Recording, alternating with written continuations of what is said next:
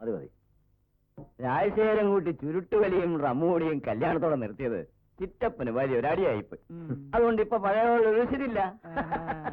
അങ്ങാടി തോറ്റ അമ്മയോട് എന്നൊരു പഴഞ്ചൊല്ലുണ്ട്. എന്തിനാ അമ്മാവ ഈ ചിറ്റപ്പന്റെ മേൽ ചാടിക്കേറണേ? എന്റെ കോട്ട കൂനൂര് ചെല്ലുമ്പോ എപ്പോഴും ഉണ്ട്, ഇപ്പോഴും ഉണ്ട്. ഏതായാലും സൂസനെ സമ്മതിച്ചിരിക്കുന്നു. രാജശേഖരൻ കുട്ടിയെ കൊണ്ട് എല്ലാം നിർത്തിച്ചല്ലോ. അതല്ലേലും നസ്രാണി പെമ്പിള്ളേർക്ക് ഭർത്താക്കന്മാരെ ചൊൽപ്പടിക്ക് നിർത്താൻ ഒരു പ്രത്യേക കഴിവ് തന്നെയാ. അയ്യോ, പ്രത്യേക കഴിവുകളൊന്നും ഇല്ലാത്ത പാവങ്ങള്.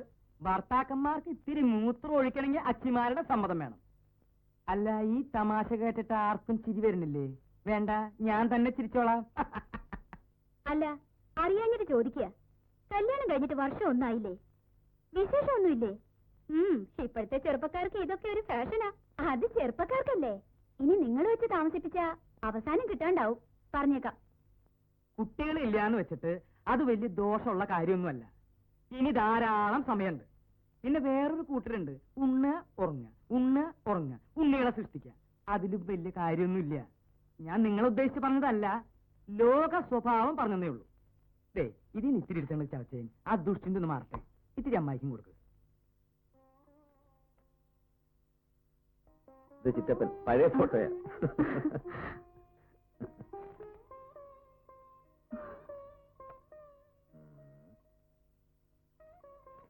ധാരാണറിയോ? ആരാ? അറിയില്ല.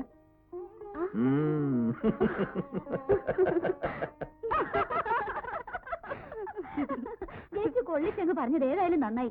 അവളെ കണ്ടാൽ അറിയില്ലേ അവളിനി പ്രസവിക്കില്ലാന്ന്. അതിന് ഗർഭപാത്രം ഉണ്ടായിട്ട് വേണ്ട പ്രസവിക്കാൻ.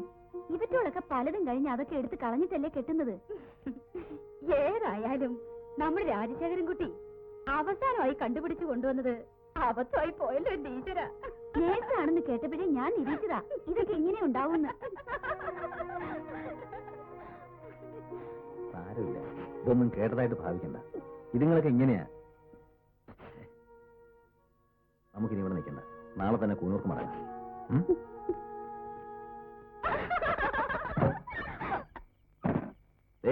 രണ്ടും മര്യാദയ്ക്ക് സംസാരിച്ചോണം. നേരത്തെ ഞാനൊന്നും പറയാതിരുന്നത് പോട്ടേന്ന് കരുതിയ. മൂത്തമ്മായിയുടെ മൂത്തമോ അമേരിക്കയിൽ നിന്നൊരു മദാമയല്ലേ കെട്ടിരിക്കണേ? മദാമ നേഴ്സാണെന്നാണല്ലോ കേട്ടത്. ചെറിയമ്മായിയുടെ വീട്ടിലൊരെണ്ണം ഡൈവോഴ്സായി നിൽപ്പില്ലേ? പറയാനാണെങ്കിൽ ഇനിയുണ്ട് ഒരുപാട് കഥകൾ. എന്നെ കൊണ്ട് കൂടുതലൊന്നും പറയിപ്പിക്കണ്ട.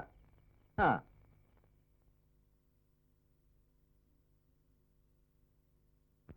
സാവിത്രിയും രുക്മിണിയും വന്ന് കരച്ചിലായിരുന്നു. നീ എന്തോ പറഞ്ഞു എന്നും പറഞ്ഞു. അമ്മ അവരെന്താ പറഞ്ഞെന്നറിയോ? അതൊക്കെ ശരിയായിരിക്കും.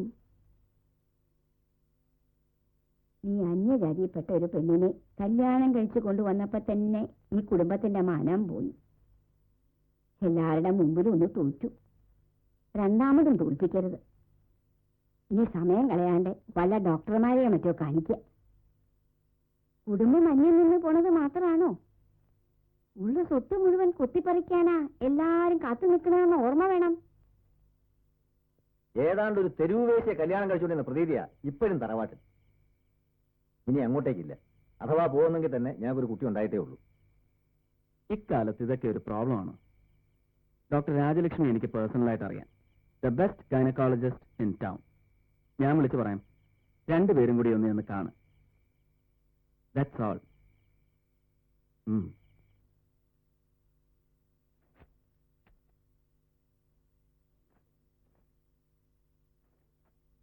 രണ്ടുപേരും നോർമലാണ്.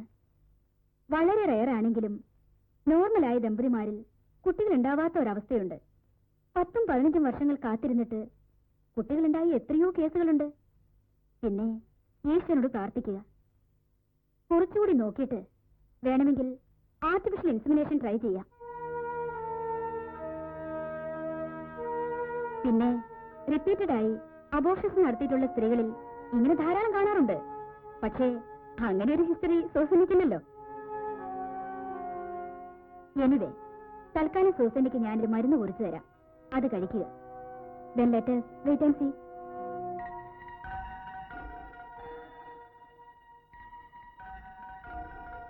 കേട്ടോ മേറെ, ഞാൻ ഉള്ള കാര്യം ഉള്ളതുപോലെ പറയും. എന്റെ മോള് സൂസന്ന കാണാൻ കൊള്ളാവുന്ന ഒരു പെണ്ണായതുകൊണ്ട് അവള് ജോലി ചെയ്തിട്ടുള്ള എല്ലാ ക്യാമ്പുകളിലും ലെഫ്റ്റനന്റ് മുതല് കേണലന്മാര് വരെ ആലോചനയായിട്ട് വന്നിട്ടുണ്ട്. പക്ഷെ ഉള്ള കാര്യം ഉള്ളതുപോലെ പറയുമ്പോ ഈ ആലോചനക്കാരൊന്നും തിരിച്ചു വന്നിട്ടുമില്ല. അതുകൊണ്ട് പറയുന്നതാ.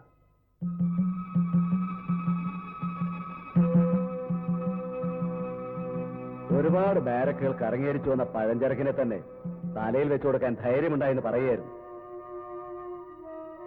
അതിന് ഗർഭപാത്രം ഉണ്ടായിട്ട് വേണ്ട പ്രസവിക്കാൻ. ഇവറ്റോളൊക്കെ പലതും കഴിഞ്ഞ് അതൊക്കെ എടുത്ത് കളഞ്ഞിട്ടല്ലേ കെട്ടുന്നത്. നീ അന്യജാതിയിൽപ്പെട്ട ഒരു പെണ്ണിനെ കല്യാണം കഴിച്ചു കൊണ്ടുവന്നപ്പോ തന്നെ ഈ കുടുംബത്തിന്റെ മാനം പോയി. എല്ലാവരുടെ മുമ്പിലും ഒന്ന് തോറ്റു. രണ്ടാമതും തോൽപ്പിക്കരുത്. റിപ്പീറ്റഡായി അബോർഷൻസ് നടത്തിയിട്ടുള്ള സ്ത്രീകളിൽ ഇങ്ങനെ ധാരാളം കാണാറുണ്ട്. പക്ഷേ അങ്ങനെ ഒരു ഹിസ്റ്ററി സൂസനിക്കില്ലല്ലോ. അങ്ങനെ ഒരു ഹിസ്റ്ററി ഉണ്ടാവാനേ വഴിയുള്ളൂ.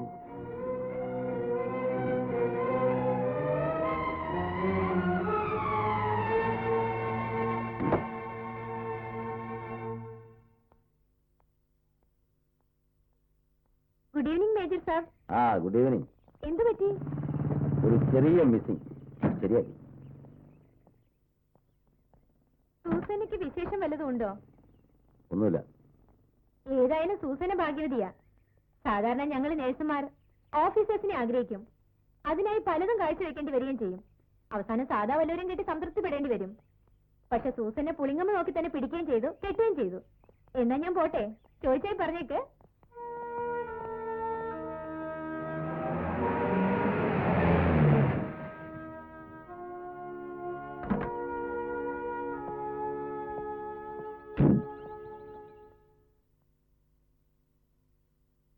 രാജേട്ടാ, ഇത് അപ്പന്റെ വളരെ അടുത്തൊരു ഫ്രണ്ടാ. മേജർ ഡിക്രൂസ്. ഹലോ. ഞാനും ആലപ്പുഴക്കാരനാണ്. ഞങ്ങൾ അംബാല ക്യാമ്പിൽ ഒരുമിച്ചുണ്ടായിരുന്നപ്പോൾ വളരെ അടുപ്പമായിരുന്നു. ദിവസവും വൈകുന്നേരം ഫെർണാണ്ടസുമായിട്ടായിരുന്നു കൂടൽ. ഫെർണാണ്ടസിനെ കണ്ടപ്പോൾ അറിഞ്ഞു സൂസന്നയുടെ വിവാഹം കഴിഞ്ഞു. എന്നാ ഒന്ന് കണ്ടിട്ട് പോകാമെന്ന് കരുതി. You are welcome. Please take your seat. ഇല്ല, I don't want to disturb you. ഞാനിപ്പോൾ ജയ്പൂർ ക്യാമ്പിലാണ്. ഇന്ന് തന്നെ പോകണം. ഞാൻ ഇറങ്ങട്ടെ. See you again. See you.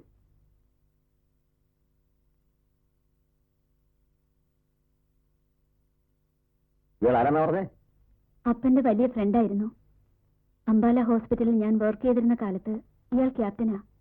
എന്നും വീട്ടിൽ വരുമായിരുന്നു അപ്പനെ കാണാൻ. അപ്പന്റെ ഫ്രണ്ടോ? ട്രക്ക് ഡ്രൈവർക്ക് ക്യാപ്റ്റൻ കൂട്ടുകാരനോ? ഒരു കുപ്പി മദ്യമോ ഇത്തിരി കാശോ സമ്മാനിച്ചാൽ നിന്റെ വീട്ടിൽ പിന്നെ എന്തു ആവാലോ അല്ലേ? ആലപ്പുഴയിൽ താമസിക്കുന്ന കാലം തൊട്ടുള്ള പരിചയമായിരുന്നതുകൊണ്ട് റാങ്കൊന്നും നോക്കിയായിരുന്നില്ല അവരുടെ സ്നേഹബന്ധം. ഓഹോ, അപ്പൊ വളരെ പണ്ടേ ഉള്ള ബന്ധമാ. ബന്ധം പുതുക്കാൻ വന്നതായിരിക്കും. ദേ, ഒരു കാര്യം ഞാൻ പറഞ്ഞേക്കാം. സ്നേഹവും ബന്ധവും പറഞ്ഞ് പണ്ട് ജോലി ചെയ്തിട്ടുള്ള ക്യാമ്പുകളിൽ നിന്നും ഇതുപോലെ ഓരോ അവന്മാർ എന്റെ വീട്ടിൽ വന്ന് കയറുന്നത് എനിക്ക് ഇഷ്ടമല്ല.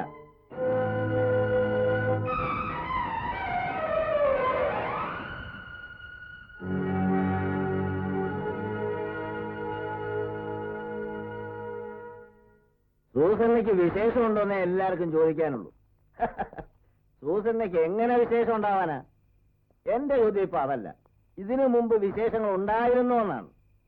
ഡൽഹി, ആദംപൂർ, അംബാല, ബാംഗ്ലൂർ എന്ന് വേണ്ട ഇന്ത്യയിൽ ഒരുമാതിരിപ്പെട്ട ബാരക്കുകളൊക്കെ ചുറ്റിയടിച്ചിങ്ങോട്ട് കെട്ടിയെടുത്തല്ലേ ദ ഗ്രേറ്റ് ട്രക്ക് ഡ്രൈവർ ഫെർണാണ്ടസിന്റെ മകൾ സൂസന്ന എന്ന സുന്ദരിയായ നഴ്സ്. ഇപ്പൊ അവളുടെ പഴയ കാമുകന്മാരും അന്വേഷിച്ചു വരാൻ തുടങ്ങിയിരിക്കുന്നു. പട്ടാളക്കാരൻ എന്തും പിടിച്ചടക്കുന്നത് വരെ ഒരു ത്രില്ലാണ്. പിടിച്ചടക്കിയതിനു ശേഷം മഹത്വമില്ലെന്ന് മനസ്സിലായാൽ പിന്നെ എല്ലാം തരിശ് ഭൂമി പോലെ തോന്നും. അപ്പോഴും തോൽവി ഭൂമിക്ക് തന്നെ. ഞാൻ സമ്മതിക്കുന്നു.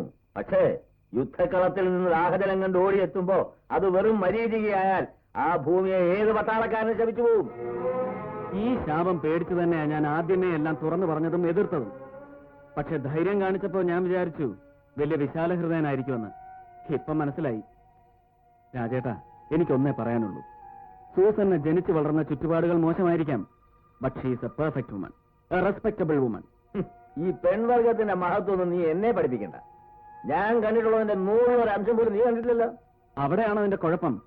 രാജേട്ടന്റെ അബദ്ധ സഞ്ചാരത്തിന്റെ പാസ്റ്റ് ഇപ്പോഴും രാജേട്ടനെ വേട്ടയാടുകയാണ്. വിശുദ്ധിയുള്ള സ്ത്രീ പുരുഷ ബന്ധങ്ങളും ഈ ലോകത്തുണ്ട് രാജേട്ട. Sorry, I don't believe in it. ഏതായാലും ഇതൊന്നും വേണ്ടിയിരുന്നില്ല എന്ന് എനിക്ക് ഇപ്പൊ തോന്നുന്നു. ഒരു കണക്കിന് ആലോചിച്ച അവിടെ മാലാഖ കളിച്ചെന്നെ ട്രാപ്പ് ചെയ്യായിരുന്നു. ഇനി ഇവിടെ നിന്നാൽ ഞാൻ രാജേട്ടനേക്കാൾ ബോറിനാകും. Good night. ആ ഗുഡ് നൈറ്റ്. നേഴ്സിനെ പറ്റി പറഞ്ഞപ്പോ ഡോക്ടർക്ക് നോവുന്നു. വർഗസ്നേഹം. പൗലോസേ,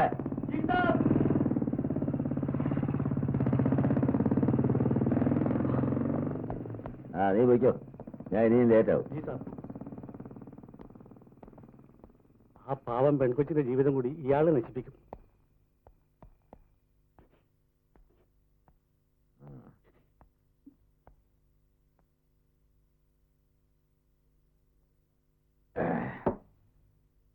എന്തിനാണ് മൂന്നേ? എന്റെ മുമ്പിൽ ഫ്ലോറൻസ് നൈറ്റിംഗേൽ കളിക്കല്ലേ. ഇനി നാടകമൊന്നും വേണ്ട. സത്യം പറഞ്ഞു, നീ എത്ര പ്രാവശ്യം അബോർഷൻ നടത്തിയിട്ടുണ്ട്. അതുകൊണ്ട് തന്നെയാണ് നീ ഗർഭിണിയാകാത്തത്. ഞാനൊരു തെറ്റും ചെയ്തിട്ടില്ല. തെറ്റ് ചെയ്തെങ്കിലും ക്ഷമിക്കാമായിരുന്നു. ഞാൻ ഒരുപാട് തെറ്റുകൾ ചെയ്തിട്ടുണ്ട്. പക്ഷേ എനിക്കൊരു കുഞ്ഞിനെ പോലും തരാൻ കഴിവില്ലാത്ത നിന്നെ ഭാര്യയായിട്ട് എനിക്ക് വേണ്ട.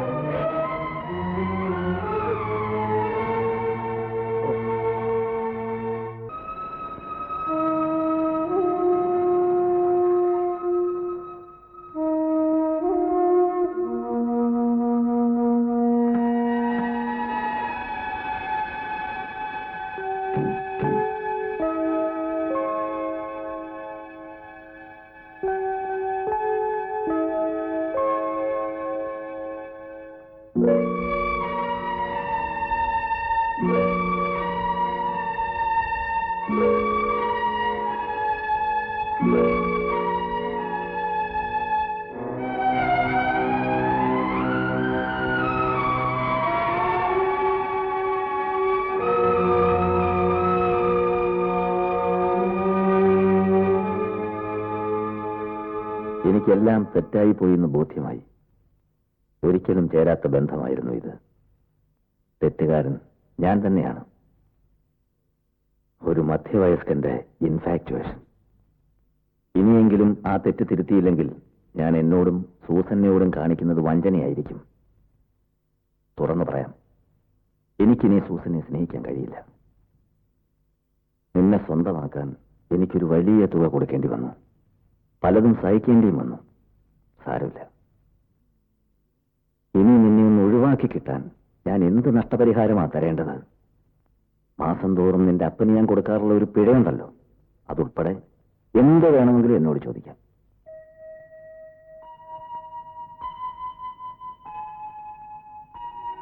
രാജേട്ടനെ വിവാഹം കഴിക്കാൻ സമ്മതിച്ച അന്നു മുതൽ രാജേട്ടൻ എനിക്ക് കാണപ്പെട്ട ദൈവമായിരുന്നു. അതിൽ കൂടുതൽ എങ്ങനെയാ, എന്താ പറയേണ്ടതെന്ന് എനിക്കറിയില്ല. എന്റെ അപ്പനും സഹോദരങ്ങൾക്കും ചെയ്യാവുന്നതെല്ലാം രാജേട്ടൻ ചെയ്തു കഴിഞ്ഞു. തിരിച്ചു തരാൻ നന്ദി മാത്രമേ എന്റെ കയ്യിലുള്ളൂ.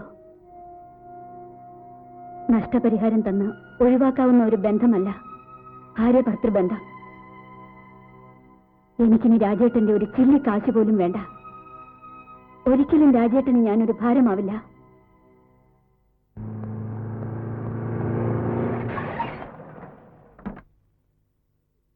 സാർ, നാട്ടിലെ ചിറ്റപ്പന്റെ ഫോൺ ഉണ്ടായിരുന്നു. അമ്മയ്ക്ക് വളരെ സീരിയസ് ആണെന്ന് അറിയിച്ചു. രണ്ടുപേരോടും കൂടി ഉടനെ പുറപ്പെടാനും പറഞ്ഞു.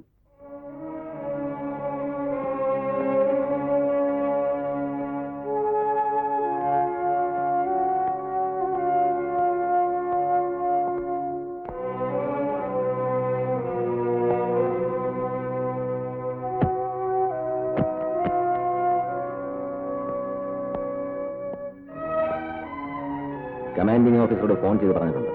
ഈ ലീവ് ആപ്ലിക്കേഷൻ തന്നെ ഏൽപ്പിക്കണം. G sir.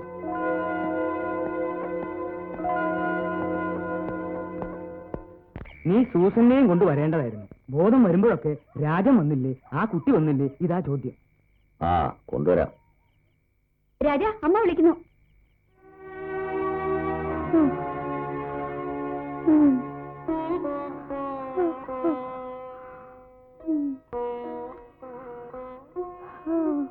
സൂസനെ ഒന്ന് കാണുന്നുണ്ടായിരുന്നു. ഇനി പറ്റുമോന്ന് തോന്നണില്ല.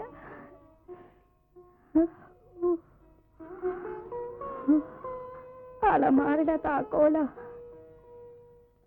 എന്റെ മുത്തശ്ശിയുടെ കാലം തൊട്ടുള്ള ആഭരണങ്ങളുണ്ട് അതില്. ഇനി അവളാ അതിന്റെ അവകാശി.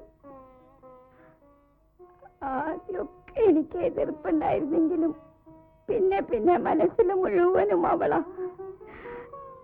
എനക്കറിയാമോ, എല്ലാ മാസവും ഒരു കത്തെങ്കിലും അവൾ എനിക്ക് എഴുതുമായിരുന്നു. നീ ഒരിക്കലും ആ കുട്ടിയെ വേദനിപ്പിക്കരുത്. ഐശ്വര്യമുള്ളവളാ, അവൾക്ക് നല്ലതേ വരൂ. എന്റെ എല്ലാ അനുഗ്രഹങ്ങളും അവൾക്കുണ്ട്. ഹലോ, എന്താ സണ്ണി? വിളിക്കാം. പൂനൂരിന്ന് ഫോൺ. സണ്ണിയാ?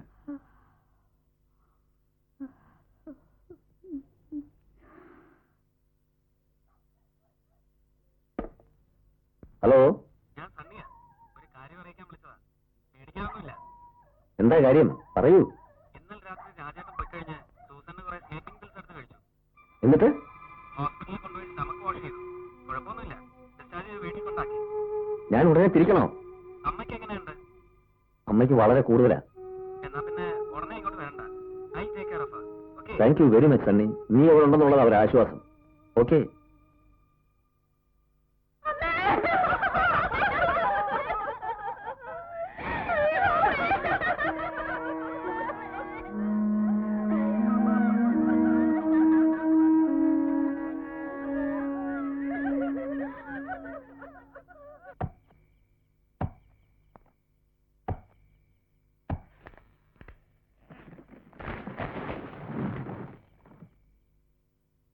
സണ്ണിയും വിളിച്ചു പറയണം. ശവദാഹം രാത്രി തന്നെ നടത്താം. സൂസന്ന് വരാതെ? സൂസന്നിക്ക് വരാൻ പറ്റില്ല. സുഖമില്ലാതെ കിടപ്പില്ല.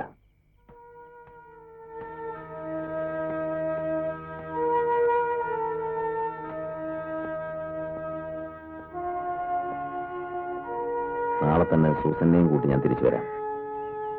ലീവ് ഒന്ന് എക്സ്റ്റെൻഡ് ചെയ്യണം.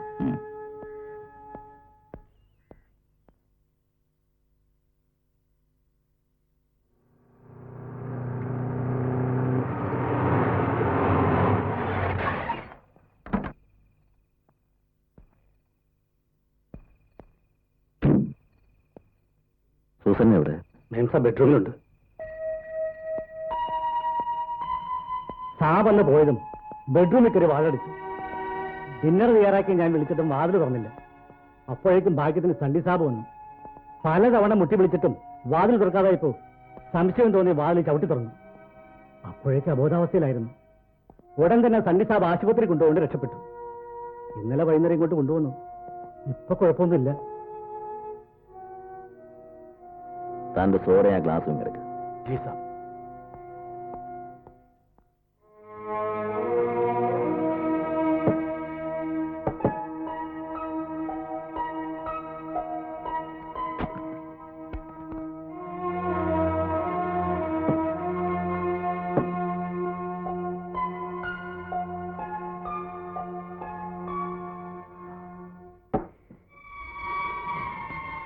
സാബ് എന്നോട് ദേഷ്യപ്പെടരുത്. ഇനിയെങ്കിലും മേംസാബിനെ വേദനിപ്പിക്കരുത്. അത്രയ്ക്കും പാവമാണ് സാർ. പൗലോസ് പൊയ്ക്കോളൂ. രാവിലെ വന്നാൽ മതി. പൊയ്ക്കോളൂ.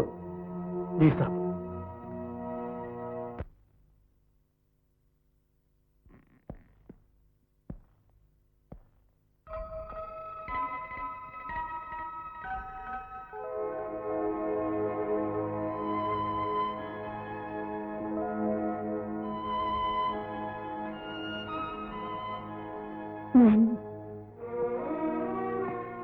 ഒന്നും പറയണ്ട. എല്ലാ തെറ്റും എന്റേടാ. അമ്മ പോയി. അമ്മയുടെ അവസാനത്തെ ആഗ്രഹം സൂസനെ കാണണമെന്നുള്ളതായിരുന്നു. ആ ആഗ്രഹം എനിക്ക് സാധിച്ചു കൊടുക്കാൻ കഴിഞ്ഞില്ല. ഒരാഗ്രഹമെങ്കിലും എനിക്ക് പാലിക്കണം. സൂസനെ വേദനിപ്പിക്കാതെയുള്ള ഒരു ജീവിതം. സൂസനെ ഗർഭിണിയാവില്ല എന്നറിഞ്ഞപ്പോ മറ്റുള്ളവരുടെ കുത്തുവാക്കുകളിൽ ഞാൻ വീണുപോയി. കുട്ടികളുണ്ടാവില്ലേ? വേണ്ട. വേണമെങ്കിൽ നമുക്കൊരു കുഞ്ഞിനെ ദത്തെടുക്കാം. അത്രയല്ലേ ഉള്ളൂ. അമ്മയുടെ അനുഗ്രഹം മുഴുവനും ഉണ്ട് നിനക്ക്. അത് മാത്രം മതി. കഴിഞ്ഞതെല്ലാം കഴിഞ്ഞു. എല്ലാം മറക്കണം. എല്ലാറ്റിനും എന്നോട് പൊറുക്കണം. സൂസന്നെ ഇല്ലാതെ എനിക്കൊരു ജീവിതമില്ല. സൂസന, സൂസൻ, കണ്ണുടക്കേ, കണ്ണു നിന്നു. വാ വാ വാ, കമോൺ.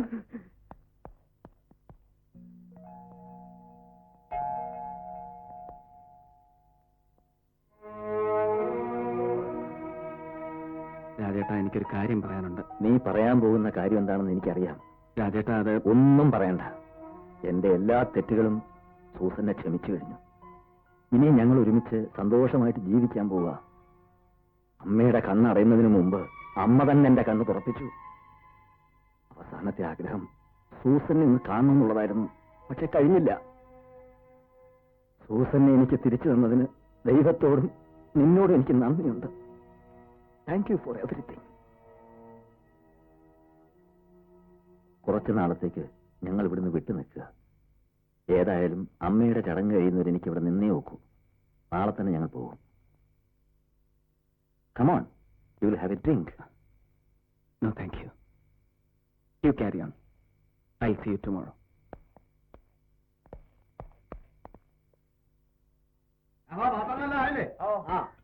മൂലയ്ക്ക് എവിടെയെങ്കിലും കിടപ്പുണ്ടോ നോക്കണേ. ഓലയൊക്കെ സൂക്ഷിക്കണേ കേട്ടോ.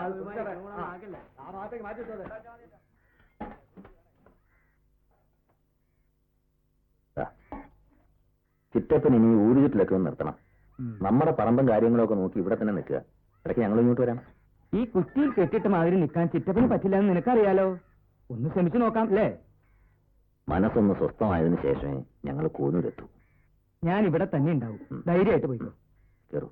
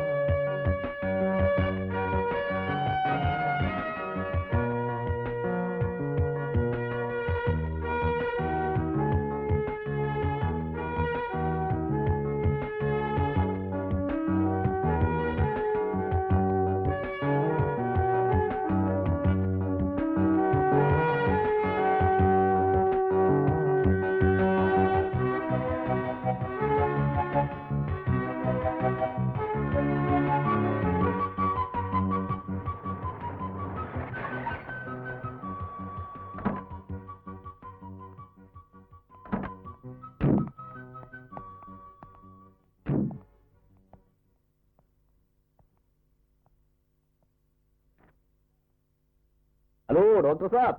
Good morning. Good morning. രാജേട്ടനെപ്പോ വന്നു? ഇന്നലെ വൈകിട്ടെത്തി. വന്ന പാടെ യാത്രാക്ഷീണം കൊണ്ട് ഉറങ്ങിപ്പോയി. Hope everything is fine. Yes, everything is fine. ഒരു ഗുഡ് ന്യൂസ് ഉണ്ട്. എന്താ അത്? എനിക്കൊരു പ്രൊമോഷൻ വിത്ത് ട്രാൻസ്ഫർ ഹൈദരാബാദിലേക്ക്. ഈ വരുന്ന മൺഡേ അവിടെ റിപ്പോർട്ട് ചെയ്യണം. കൺഗ്രാറ്റുലേഷൻസ്. Thank you. നിനക്ക് പ്രൊമോഷൻ കിട്ടിയെന്നറിഞ്ഞത് ഗുഡ് ന്യൂസ് ആണെങ്കിലും നീ ഇവിടം വിട്ടുപോകുന്നു എന്നറിയുന്നത് ബാഡ് ന്യൂസാണ്. ഇന്ന് തേഴ്സ്ഡേ. നിന്റെ സെന്റ് ഓഫ് പാർട്ടി സാറ്റർഡേ. എന്റെ വക ഓഫീസേഴ്സ് മെസ്സിൽ.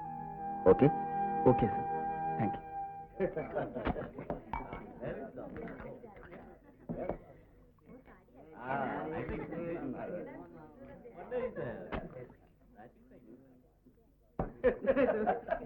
ഹലോ.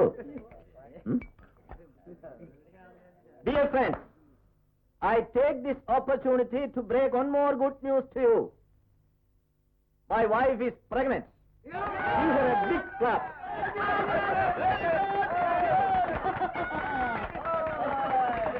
എന്നാ പിരിയാം.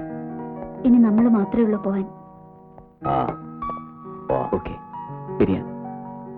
രാജേട്ടാ, ഞാൻ നാളെ വെളുപ്പിനുള്ള ട്രെയിനിന് പോവും. ഹൈദരാബാദിൽ റിപ്പോർട്ട് ചെയ്തിട്ട് വേണം വീട് വരെ ഒന്ന് പോവാൻ. നീ എന്നെ വിട്ട് പോവാ അല്ലടാ? സാരമില്ല. നീ ഓരോ പടിയും ചവിട്ടിക്കയറുന്നത് കാണുന്നതിൽ ഈ ചേട്ടന് സന്തോഷമേ ഉള്ളൂ. All the best.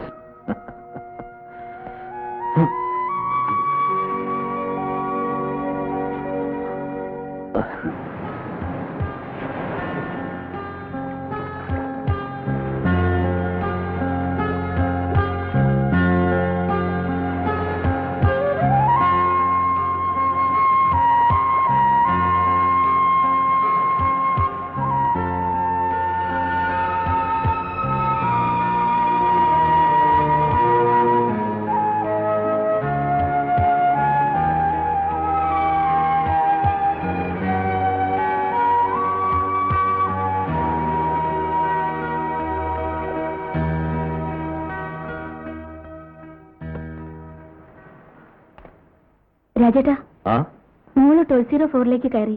ഒരു കുട്ടിയെ കണ്ടെന്ന് കയറിയതാ. ആണോ? ഞാൻ നോക്കിട്ട് വരാം.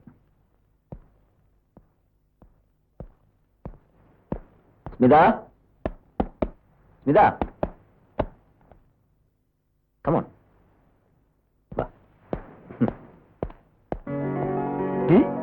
ഒരു സർപ്രൈസ്. സണ്ണിയോ? നീ ഇവിടെ? ഞങ്ങൾ ഇപ്പൊ ചെക്ക് ഇൻ ചെയ്തേ ഉള്ളൂ, ജസ്റ്റ് ഫോർ ഹോളിഡേ. ഞങ്ങളൊരു ഹോളിഡേക്ക് വന്നതാ. ഞാനിപ്പോ ഇവിടെ പാങ്ങോട് ക്യാമ്പില. ആ, ഇത് ഡെയ്സി. ഡെയ്സി ഞാൻ എപ്പോഴും പറയാറില്ലേ രാജേട്ടൻ. ആ, ഞാൻ നിങ്ങളുടെ കല്യാണത്തിന് വന്നിരുന്നു. പിന്നെ നിങ്ങളെ കുറിച്ച് ഒരു വിവരമില്ലല്ലോ. കല്യാണം കഴിഞ്ഞത് ഹൈദരാബാദിൽ നിന്ന് ബാംഗ്ലൂരിലേക്ക് ട്രാൻസ്ഫർ ആയി. പിന്നെ അവിടെ സെറ്റിൽ ചെയ്തു. ഡെയ്സിയുടെ പാരന്റ്സും ബാംഗ്ലൂരിലെ. ആ, അതാ നാട്ടിൽ തിരക്കിയപ്പോ വീട് വിട്ടു പോയിരിക്കുകയാണെന്ന് ചിറ്റപ്പൻ പറഞ്ഞത്. പിന്നൊന്നും പറഞ്ഞതുമില്ല. എന്താ മോളുടെ പേര്? Nice name. Susan, a big surprise. ഇതാരൊക്കെയാന്ന് നോക്ക്. ഇത് ഡെയ്സി. Hello hello. ആദ്യമായിട്ട് കാണുകയല്ലേ? ഏതായാലും ഈ പ്ലസന്റ് സർപ്രൈസ് നമുക്കൊന്ന് ആഘോഷിച്ചേ. നമ്മുടെ ചിറ്റപ്പനില്ലേ? ആ, ചിറ്റപ്പൻ ഇവിടെ ഉണ്ട്. ആഹാ, നമുക്കൊന്ന് കൂടാ. പിന്നെന്താ? ഓക്കെ. എനിക്ക് കിട്ടാവുന്നതിൽ വെച്ച് ഏറ്റവും വലിയ പണച്ചാക്കിന്റെ മകളെ തന്നെയാണ് ഞാൻ കിട്ടിയത്. അതുകൊണ്ട് 3 കൊല്ലം കൊണ്ട് എന്റെ 3 പെങ്ങന്മാരെയും കെട്ടിച്ചു വിട്ടു. ബാംഗ്ലൂരിൽ ഒരു വീടും വാങ്ങി. അമ്മ ഇപ്പൊ എന്റെ കൂടെ. And I M lucky. കാശിന്റെ ഔദാര്യങ്ങളുടെ ഒന്നും ഒരു അഹങ്കാരവുമില്ല ഡെയ്സിക്ക്. എന്നെ പൊന്നുപോലെ സ്നേഹിക്കുന്ന ഒരു പാവം പെൺകുട്ടി. രാജേട്ടനും ഹാപ്പി അല്ലേ? Oh yes, extremely happy. അന്നത്തെ ആ കാർമേഘം നീങ്ങിയതിനു ശേഷം പിന്നെ ഇതുവരെ മാനം കറുത്തിട്ടേയില്ല. Good evening Sunny. Good evening. അല്ല, ഇതാര്? ചിറ്റപ്പന? എല്ലാവർക്കും ഇങ്ങോട്ടിരിക്കാം. അല്ല, നീ ഇപ്പൊ എവിടെയാ? ബാംഗ്ലൂരില്. ബാംഗ്ലൂർ നല്ല സ്ഥലം, നല്ല കാലാവസ്ഥ, നല്ല തണുപ്പ്. 4-5 വീശിയിട്ട് സുഖമായിട്ടാണ് കിടന്നുറങ്ങാം. You are always welcome. Thank you. ആ, അതാ ചിറ്റപ്പനുള്ളത് വന്നു കഴിഞ്ഞു. ആ, ചിറ്റപ്പൻ തന്നെ അങ്ങോട്ട് പൊട്ടിച്ചേ. ആ. ഈ കുടുംബമേള ഞാൻ സസന്തോഷം ഉദ്ഘാടനം ചെയ്യുന്നു. ആ,